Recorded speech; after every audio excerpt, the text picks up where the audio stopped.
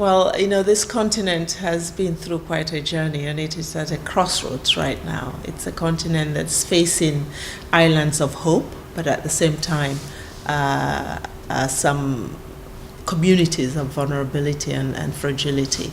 And I think that it is an important moment in history where we see the possibility of African countries magnifying the opportunity for growth and for economic development. As a late developer, Africa has the opportunity to learn from where others have either succeeded or failed, and take shortcuts to developing its countries. And I think that today we have many challenges on the continent. Climate change is a challenge, as is food insecurity, population pressure. But at the same time, we have new opportunities. Digital world is growing, for instance, and we have one of the youngest regions. So with this youthful population, Africa can do battle on many fronts. We're able to unleash the talent of the youth. So one of the visions that we have is how we can invest more in the young population and integrate youth into the economies of Africa, so that we are able to harness their potential, particularly in terms of technology, new technologies, and how new technologies can influence the development agenda. And a youthful population will bring this advantage if at all we're able to engage them quite closely.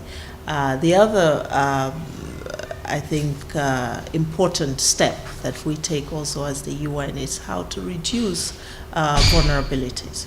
Even as we move towards economic growth and helping countries to jumpstart growth, we need to make sure that growth is inclusive, that the economy is an inclusive one. And this is where we're very pleased to have the Sustainable Development Goals, because that is a platform, a framework that allows us to continue to advance and champion the principle of leaving no one behind. Because we know that many countries have been set back when they pursue development goals that leave a lot of people behind. At some point, those people will agitate, because everybody wants to be included, everybody wants to be recognized, everybody wants their dignity and their value to matter. So from a UNDP and overall UN perspective, our accompanying Africa's development comes with this imperative for us to devolve systems that are more inclusive, institutions that have that integrity, to make sure that there is accountability to all communities, and that all communities are included in the life of the nation, in the life of the economy. So inclusive growth is a big vision that we have, that we as we help countries, as we accompany countries in their journey for development, that they learn to have the institutional culture of including everyone, women, youth, all the marginalized communities, all have to be part of it. Those who don't have a voice, we need to make sure that everybody's voice counts. And this is where democratic governance comes in. That the value of democracy, obviously, is that it creates opportunities for people to participate in the cultivation of their own destiny. So that's something that we're also invested in as the UNDP, that we help countries move towards democratic governance that allows this inclusivity, this transparency, and this participation of the population.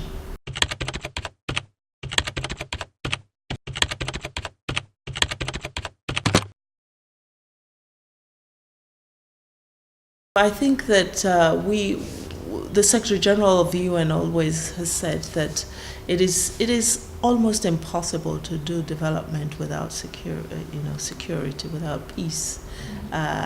or to have peace without development. But another third leg is human rights. You need peace and security, but you also need human rights to be able to move forward in your development vision. And for the Sahel, the G5 obviously have faced enormous security challenges in the last few years, which is unfortunate because this is a region that was beginning, to make significant progress in its development despite all the challenges. And the security challenge on top of that has led to a big dent. And I think the G5 Sahel coming together and looking at the collective security responsibilities has been a very big move, because the insecurity in the region, it's not sovereign. It doesn't respect borders.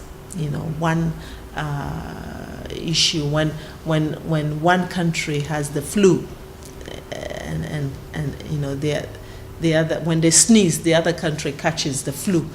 So it's been important for that collective security approach, to come together under a sub-region and look at all the issues that affect the region collectively, and then move towards building the capacity of the region to deal with the security challenges.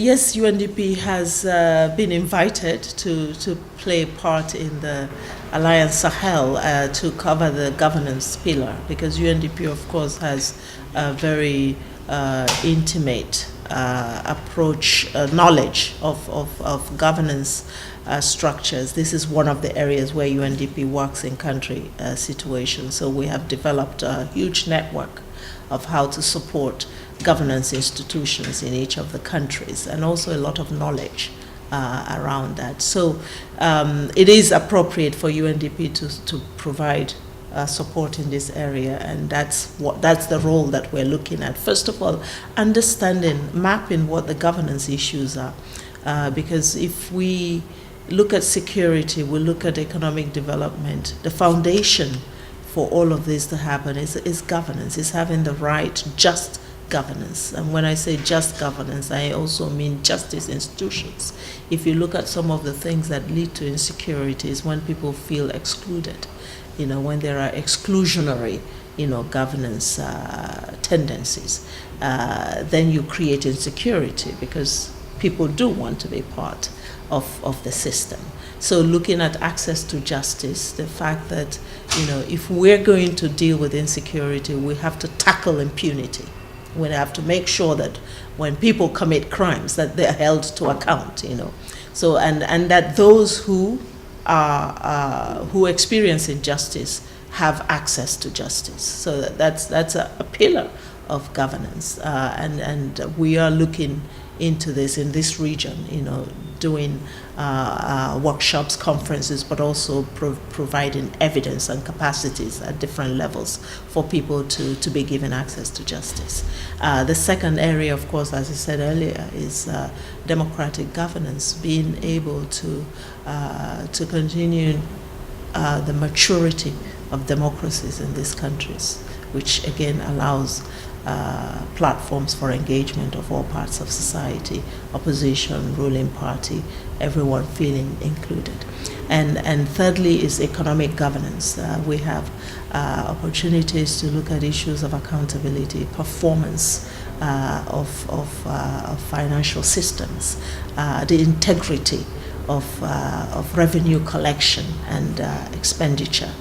So there are so many different aspects of governance that UNDP can contribute to for the country, supporting the countries to take the lead in the coordination of the activities. Because I think what is going to lead to sustainability of all of our efforts is the ownership and leadership of the countries in the Sahel.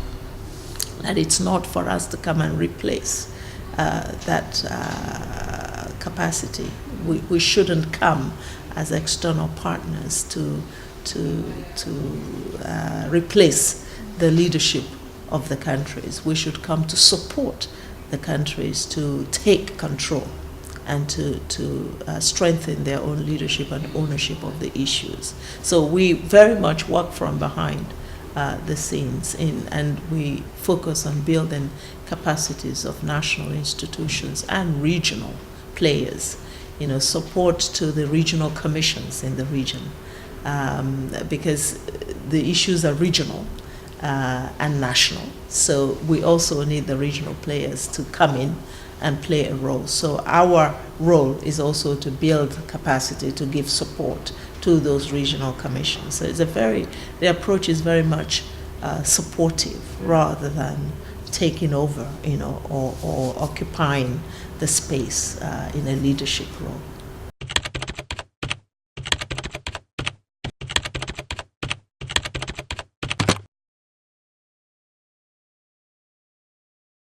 Well, I think, from what I understand, the Alliance Sahel it's a platform of coordination of all the partners who are working in the region, and it's important to coordinate the activities of the partners, because one of the biggest weaknesses sometimes when you have multiple partners is that everybody is pulling in different directions, and the fragmentation does not help. It doesn't add up to much impact. So the Alliance Sahel will play this role of pulling all the partners together who are members of it, and helping to direct the resources to have much more impact, and also helping to analyze a little bit where the gaps are, because also sometimes we all focus on one thing and we forget to invest in other things that are equally important. So to the extent that the Alliance can also help reveal where some of the gaps are, can help advocate for resources to be spent well, to be spent with the countries and in places where it matters. I think that's going to be very helpful. I also think that having a platform like that helps to see who else needs to be connected in the efforts. For instance, at the UN level, we have the UN strategy on the Sahel, which is the umbrella strategy under an Assistant Secretary General that we use to engage in the region. It's important that what the Sahel Alliance does is connected. There's a bridge between the Alliance and the UN strategy, which is why our representation in the Alliance as the UN is also quite important. But we operate under the umbrella of what we call UNIS, the UN strategy for the Sahel. Again, with an emphasis on working with the countries, not for them.